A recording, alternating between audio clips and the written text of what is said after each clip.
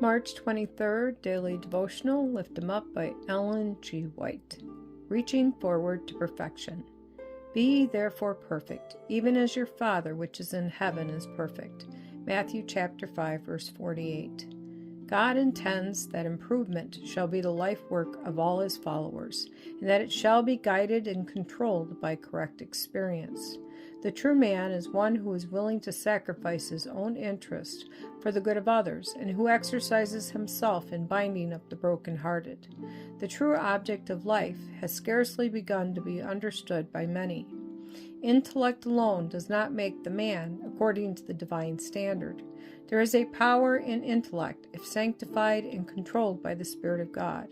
It is superior to riches and to physical power, yet it must be cultivated in order to make the man. That which will bless humanity is spiritual life.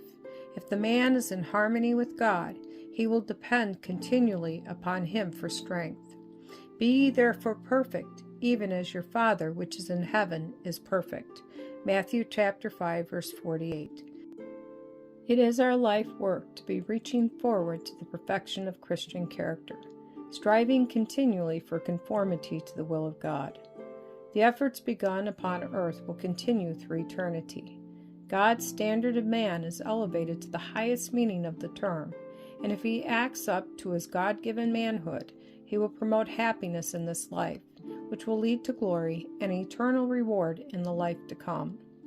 The members of the human family are entitled to the name of men and women only when they employ their talents in every possible way for the good of others. The life of Christ is before us as a pattern, and it is when ministering, like angels of mercy, to the wants of others that man is closely allied to God. It is the nature of Christianity to make happy families and happy society.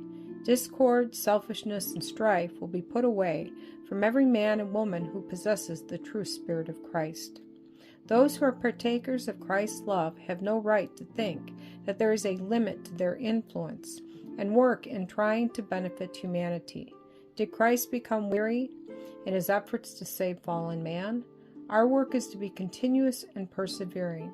We shall find work to do until the Master shall bid us lay our armor at his feet.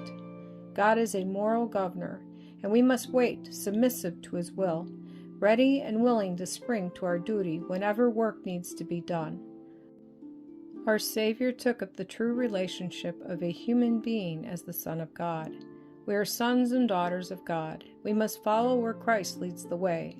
For 30 years, he lived the life of a perfect man, meeting the highest standard of perfection.